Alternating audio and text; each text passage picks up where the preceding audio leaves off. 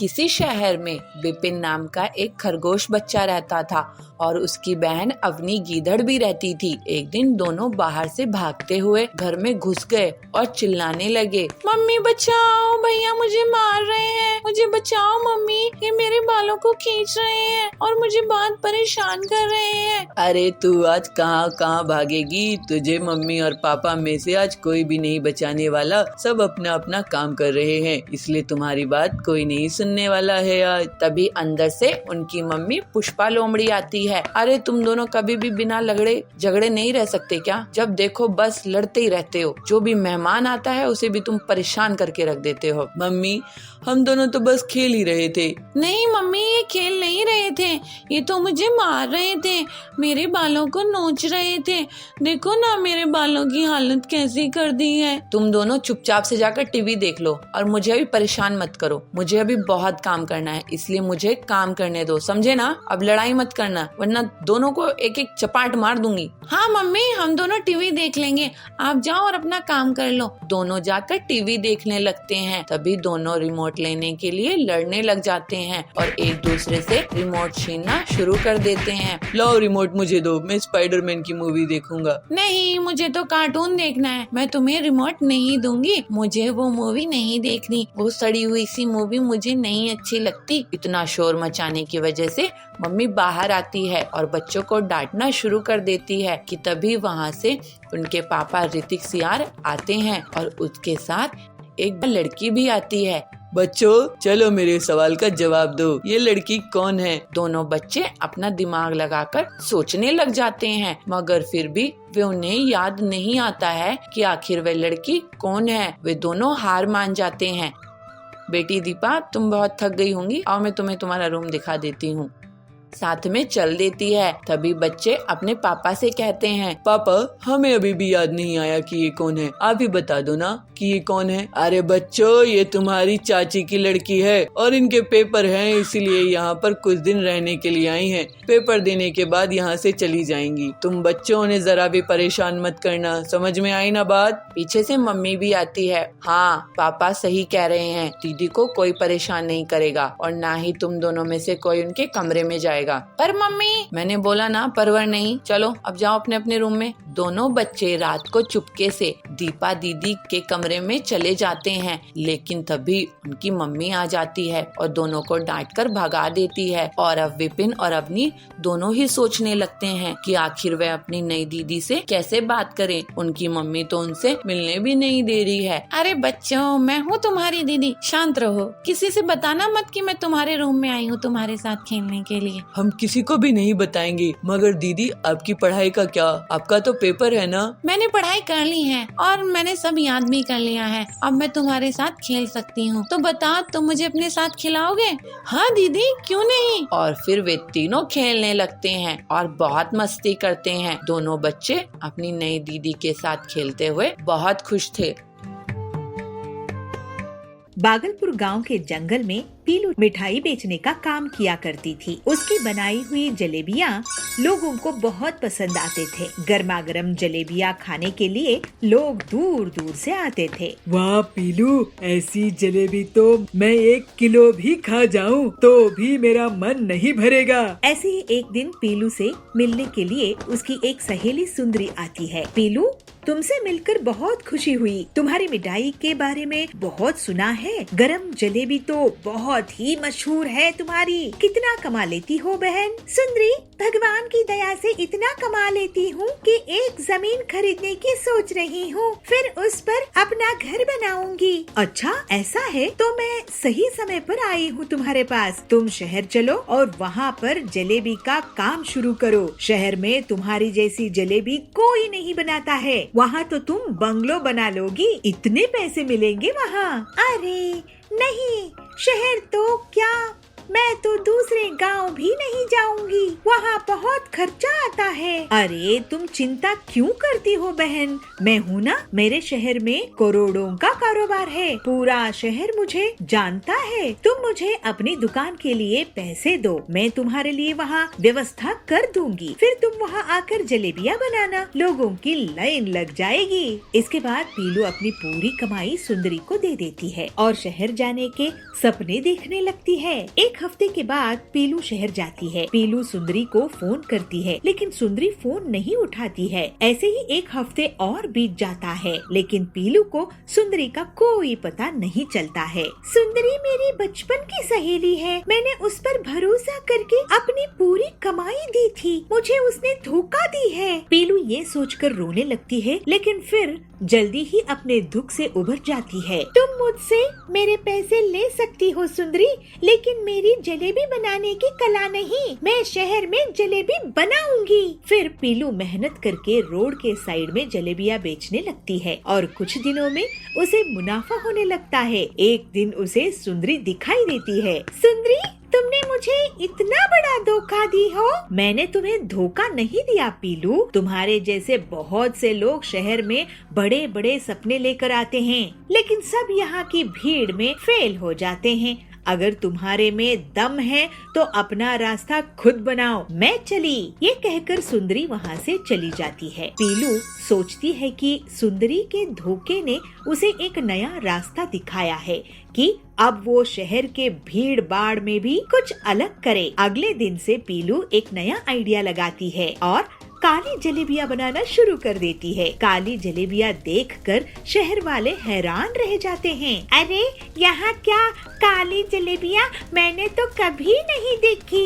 ये काली जलेबियाँ शुद्ध खोवे की होती है, बहुत पहले मेरे पिताजी इसे गांव में बनाते थे। सच में ये तो कमाल की है माँ। इस तरह से पीलू अपनी होशियारी और मेहनत के दम पर बहुत जल्दी तरक्की कर लेती है। फिर वो हंसी खुशी अपना जीवन बिताने लगती है। बबलापुर गांव में कालू कौवा जमींदार था। वो गरीब लोगों को ब्याज में पैसे उधार देता था और जब गरीब उसे लौटा नहीं पाते तो वो उनकी जमीन हड़प लेता था। ऐसे ही एक दिन बबलू उसके पास पैसा उधार लेने के लिए आता है। कालू सेठ, आप मुझे 50,000 उधार देंगे क्या? मैं आपको अगले साल वापस कर दूंगा। मुझे कैसे पता कि तुम मुझे पैसे वापस कर दोगे? तुम कौन हो, कहाँ से आए हो? मैं यही इसी जंगल में रहता हूँ, गरीब किसान हूँ, छोटी सी जमीन है मेरी। अच्छा, तो तुम मुझे अपनी जमीन गिरवी रख दो, मैं तुम्हें पैसे उधार दे दूंगा। ठीक है, मेरी 10 एकड़ जमीन आप गिरवी रख लो। ठीक है, यहाँ अंगूठा लगाकर पैसे ले जाओ। फिर बबलू उन पैसे से बहुत मेहनत करके खेत में फसल उगाया। इस बार उसकी अच्छी फसल हुई थी। ऐसे ही एक दिन कालू उसकी खेत के पास से निकलता है। अरे, ये खेत किसका है जिसमें इतनी लहलहाती फसल उग रही है? यह खेत बबलू का है सेठ जी, उसी बबलू का जिसने आपसे उधार लिया है। अरे वाह, इसका मतलब ये जमीन और ये फसल और इसके पैसे मेरे ही हुए। फिर कालू बबलू से मिलता है। क्यों बबलू, इस बार तुम्हारी फसल बहुत अच्छी आई है। जी कालू भाई, मैं आपको फसल बेचकर आपके पैसे लौटा दूंगा। ठीक है, ब्याज मिलाकर 2 लाख होगा। क्या? लेकिन मैंने तो बस 50,000 ही लिए थे। हाँ, तो ब्याज चढ़ा के 2 लाख हुए ना। ये तो अन्याय है कालू जी। फालतू की बात मत करो, नहीं तो मैं तेरा घर भी हड़प लूंगा। नहीं, आप मेरी जमीन ही ले लो, मैं आपके पैसे नहीं चुका पाऊंगा। शाम में बबलू अपने घर गया और अपनी पत्नी पीलू को सब कुछ बता दिया। मैं उसे देखती हूँ, आप चिंता मत कीजिए। पीलू अपनी सहेली सुंदरी के साथ एक प्लान बनाती है। दोनों सहेलियाँ एक छोटे से खेत में एक पानी का फव्वारा लगाते हैं और ऐसा जुगाड़ करती है कि उसमें से हीरों की बौछार हो। कालू तक ये बात पहुंच जाती है कि एक फव्वारे से हीरे निकल रहे हैं। पीलू, सुंदरी, क्या इस फव्वारे से हीरे निकल रहे हैं? हमने तो हीरे अभी देखे हैं। सेठ जी, आप खुद ही देख लो कि हीरे है कि नकली। वैसे सेठ जी, आपको बता दूं कि कल शहर से बहुत बड़े हीरे के व्यापारी आए हैं जो इस जमीन को खरीद लेंगे अगर उन्हें हीरे मिले तो। ऐसा क्या? तो एक बार मुझे दिखाओ हीरे है कि नहीं। चलाओ फव्वारा। फिर पीलू और सुंदरी फव्वारा चलाते हैं और उसमें से सच में हीरे निकलते हैं। अरे ये तो सही में हीरे ही है।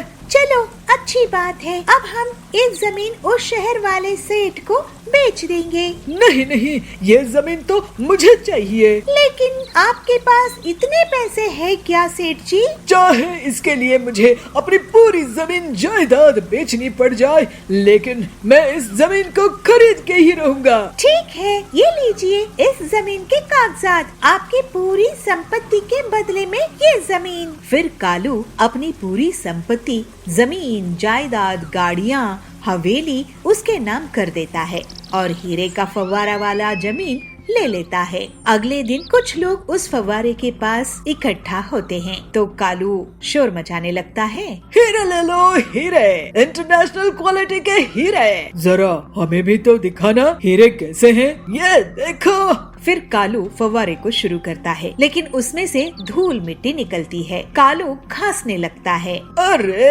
ये क्या? पीलू ने मुझे लूट ली, बर्बाद कर दी। इस तरह से कालू को उसकी बदमाशी की सजा मिल जाती है और पीलू की मदद से बबलू और बाकी जंगल वालों को उनकी जमीन मिल जाती है। फिर सब खुशी खुशी रहने लगते हैं। हातियापुर गांव में बबलू अपनी पत्नी पीलू चिड़िया के साथ रहता था। बबलू बहुत ही मेहनती किसान था। वो साल भर मेहनत करके नींबू किसानी करता था। अपनी फसल बेचकर अपना घर चलाता था। पीलू और बबलू देवी के बहुत बड़े भक्त थे। वो हर काम देवी का आशीर्वाद लेकर ही किया करते थे। पीलू, इस बार मैं खास पहाड़ी नींबू की फसल बोया हुआ हूँ और बहुत अच्छे से खाद और पानी की सिंचाई का भी काम किया है और खास ख्याल रखा हूँ। तुम देखना, इस बार देवी माँ की कृपा से बहुत बढ़िया नींबू की फसल होगी। हमारे सारे दुख तकलीफ हमेशा के लिए मिट जाएंगे। देवी जी करे ऐसा ही हो, नहीं तो अगर पिछली बार की तरह हमारी फसल बर्बाद हो गई तो हम जीने लायक ही नहीं बचेंगे। हमारे ऊपर वैसे ही कड़क सेठ का बहुत कर्ज है। पीलू के घर के पास ही सुंदरी रहती थी। वो पीलू की गरीबी का मजाक उड़ाया करती थी। पीलू बहन, बबलू भाई साहब, ये मैं क्या सुन रही हूँ? आप लोगों पर कड़क सेठ का कितना उधार है। ऐसा करो पीलू बहन, तुम मेरे घर आज से काम शुरू कर दो। आज कुछ मेहमान आने वाले हैं। तुम शाम में आके खाना पका देना, घर की साफ सफाई कर देना। इसी बहाने तुम्हें थोड़े पैसे खाने पीने के लिए मिल जाएंगे। पीलू को सुंदरी की बातें बहुत खराब लगती थी। वो हर बार उनकी गरीबी का मजाक उड़ाया करती थी। ऐसे ही एक दिन बबलू अपने खेत जाता है। वो देखता है कि उसकी नींबू की फसल बहुत बड़ी हो गई है, लेकिन जब वो एक पौधे को निकाल कर देखता है तो पता चलता है कि उसमें नींबू नहीं उगे हैं। इसी तरह से सारे पौधे चेक करता है, लेकिन किसी में भी नींबू नहीं उगे होते हैं। बबलू उदास होकर अपने खेत में बैठ जाता है। मेरे खेत में नींबू क्यों नहीं उगे हैं? ऐसे तो मैं बर्बाद हो जाऊंगा। मेरे खेत में फसल क्यों नहीं उग रहा है? ये बंजर जमीन भी तो नहीं है, लेकिन हर बार फसल बेकार हो जाता है। हे देवी माँ, ये कैसी परीक्षा ले रही हो हमारी? अब आप ही इस मुसीबत से बाहर निकालो, नहीं तो मेरा और पीलू का जीव आप ले लो। हम वैसे कर्ज के कारण नहीं जी पाएंगे। ऐसा सोचकर बबलू रोने लगता है, लेकिन जैसे ही उसके आंसू उसकी फसल में गिर जाती है तो अचानक से खेत में सोने की नींबू उग जाते हैं।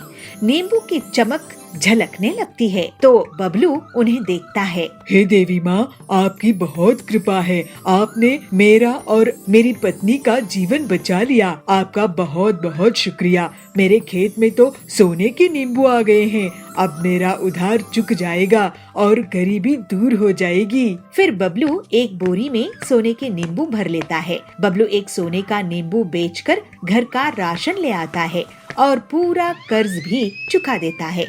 लेकिन वो सोने के नींबू वाली बात पीलू को नहीं बताता है। एक दिन सुंदरी उसके घर आती है। क्या हुआ, इस बार तुम लोग नींबू की फसल नहीं बेच रहे हो क्या? इस बार भी तुम्हारी फसल बर्बाद हो गई है? ऐसा है तो तुम लोग तो सड़क पर आ जाओगे। नहीं, इस बार फसल बहुत अच्छी हुई है, देवी माँ की कृपा से सुंदरी बहन। नहीं नहीं पीलू, बबलू इस बार फसल बेचने के लिए बाजार गया ही नहीं। अब तुम ही सोचो तुम्हारा आगे क्या होगा। बबलू जब घर लौटता है तो पीलू उससे पूछती है, बबलू जी, पड़ोसन कह रही थी कि आप इस बार शहर के जंगल में नींबू बेचने के लिए नहीं गए थे।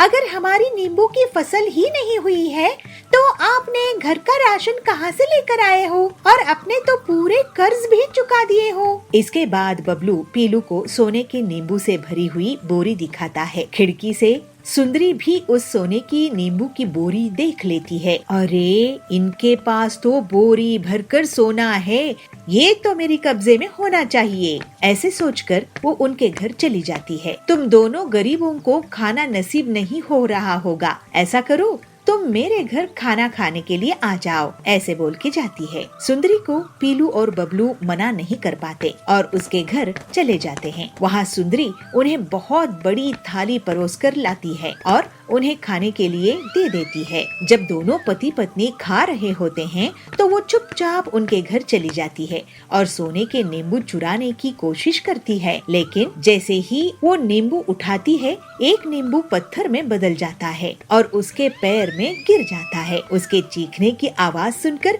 पीलू और बबलू वहाँ आ जाते हैं।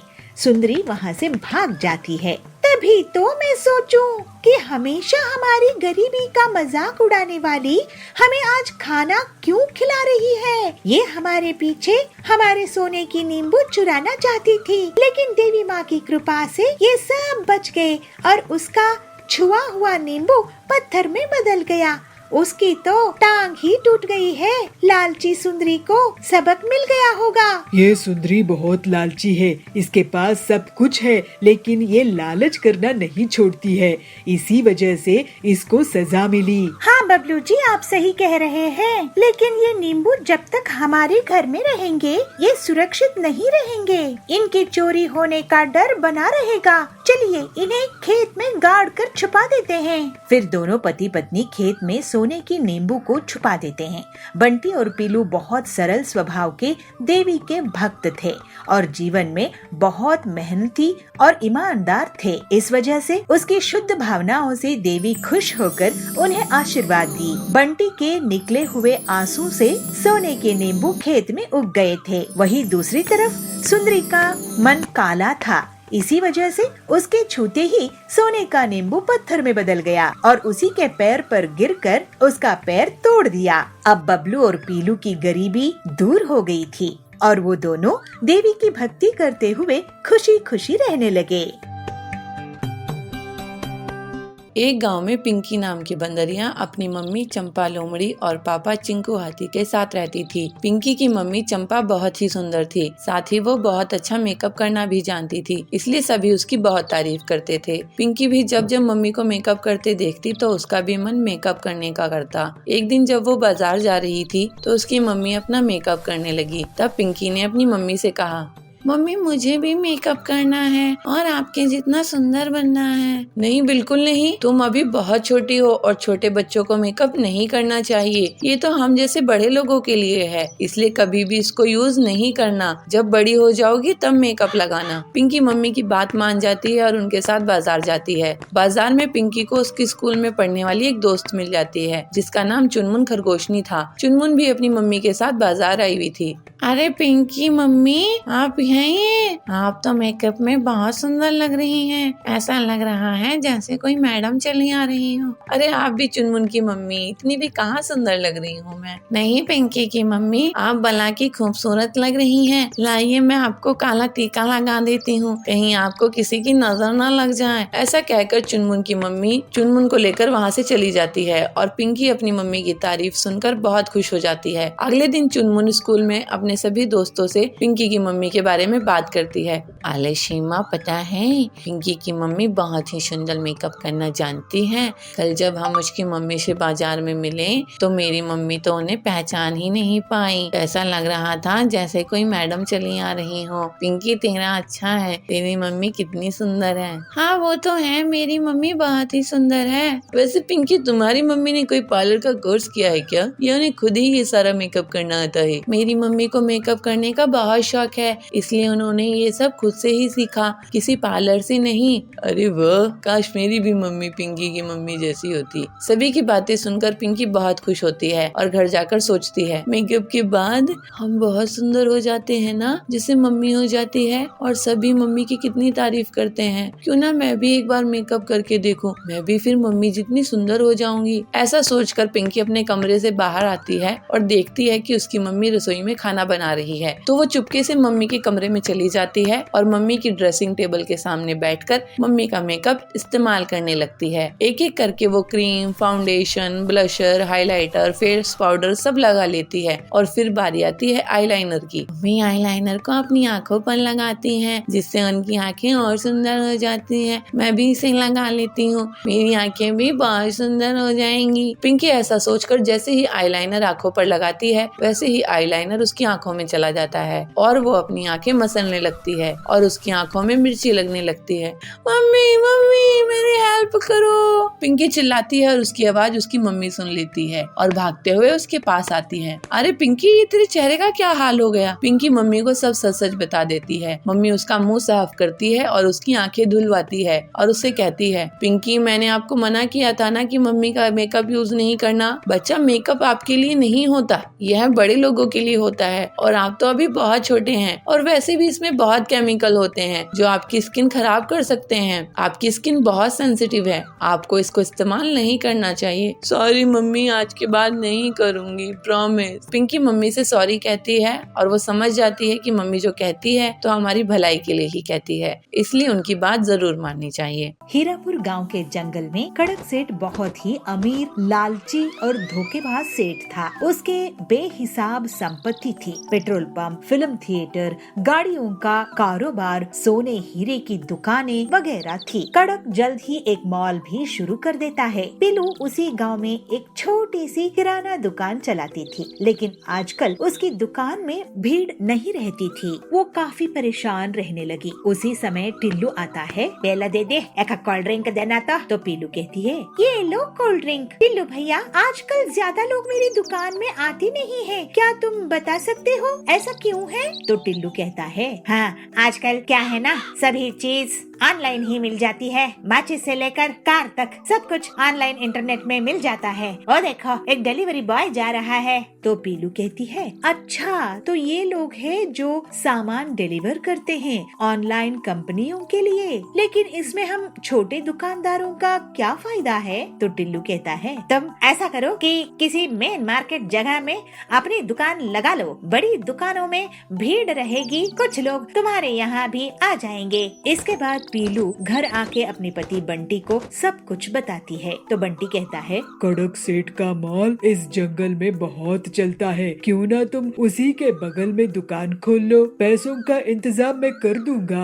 लेकिन कड़क सेठ बहुत चालाक था। जैसे ही उसे पता चला कि पीलू उसके मॉल के बगल में दुकान खोलना चाहती है, तो वो उसे एक सौदा कर लेता है। देखो बंटी, पीलू मेरे मॉल के सामने तुम्हारी दुकान की कोई औकात नहीं रहेगी। तुम एक दुकान मुझसे खरीद लो, 5 लाख रुपए में, उसी में तुम्हारी भलाई है। तो बंटी कहता है, अगर आप हमें 5 लाख में दुकान देंगे तो हम ले लेंगे कड़क सेठ। तो पीलू कहती है, ठीक है हम ऐसा ही करते हैं। लेकिन बहुत दिन गुजर जाने के बाद भी उनकी दुकान उन्हें कड़क सेठ नहीं देता है। दोनों पति पत्नी उसके पास जाते हैं। कड़क सेठ, आप हमें हमारा पैसा वापस दे दीजिए, हमें आपसे दुकान नहीं खरीदनी है। तो कड़क कहता है, ठीक है, ये लो 1 लाख रुपए। पीलू कहती है, लेकिन हमने आपको 5 लाख दिए थे ना।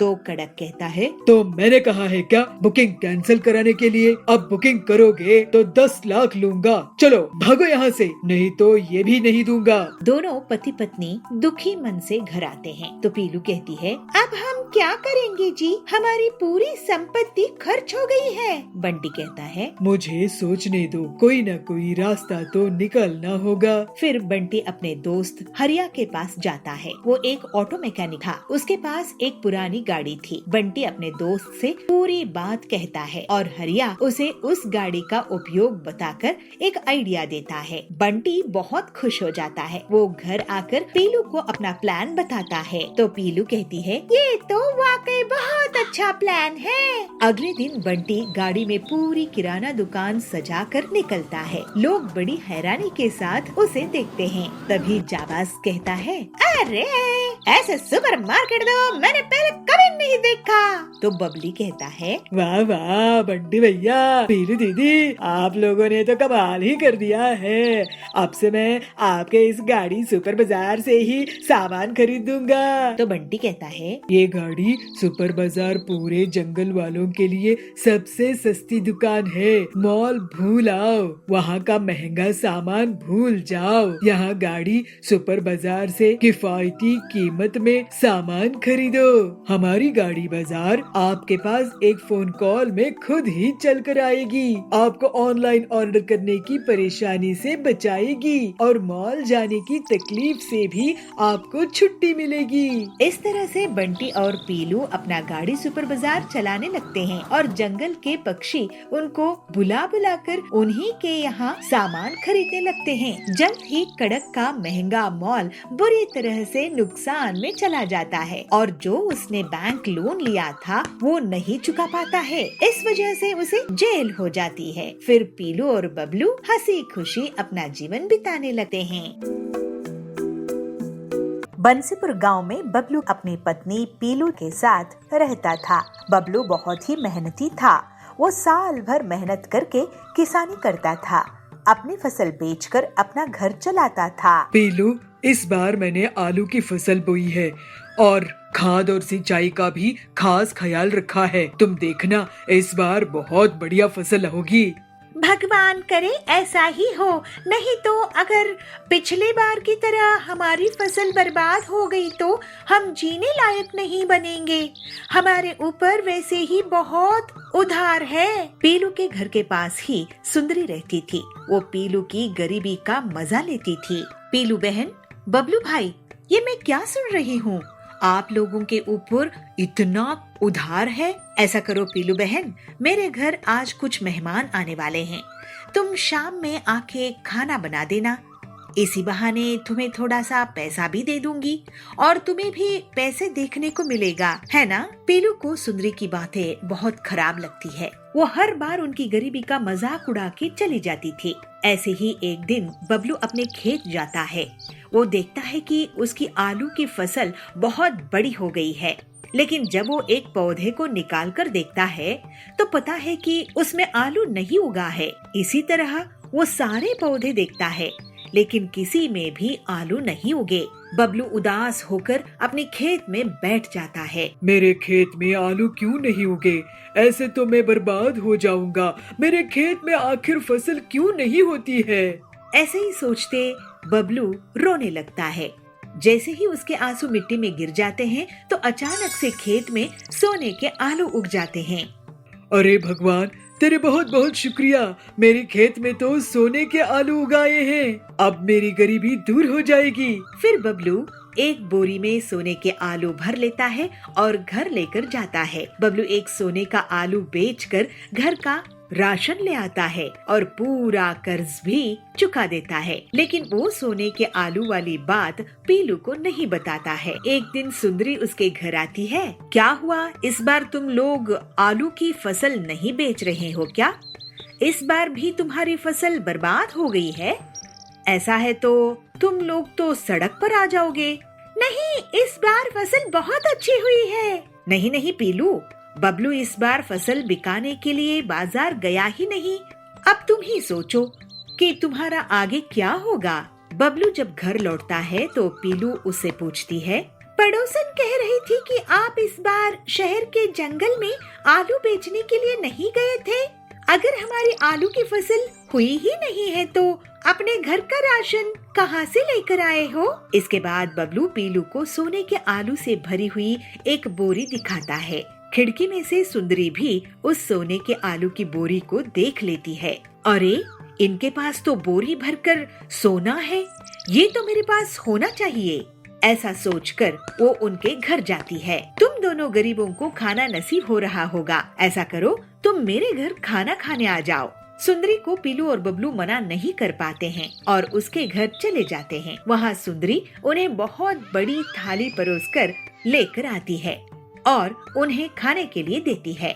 जब दोनों पति पत्नी खा रहे होते हैं, वो चुपचाप उनके घर चली जाती है और सोने के आलू चुराने की कोशिश करती है। लेकिन जैसे ही वो आलू उठाती है, एक आलू पत्थर में बदल जाता है और उसके पैर पर गिर जाता है। उसके चीखने की आवाज सुनकर पीलू और बबलू वहाँ जाते हैं। सुंदरी वहाँ से भाग जाती है। तभी तो मैं सोचूं कि हमेशा हमारी गरीबी का मजाक उड़ाने वाली हमें आज दावत क्यों दे रही है? हमारे पीछे से हमारी सोने की आलू चुराना चाहती थी।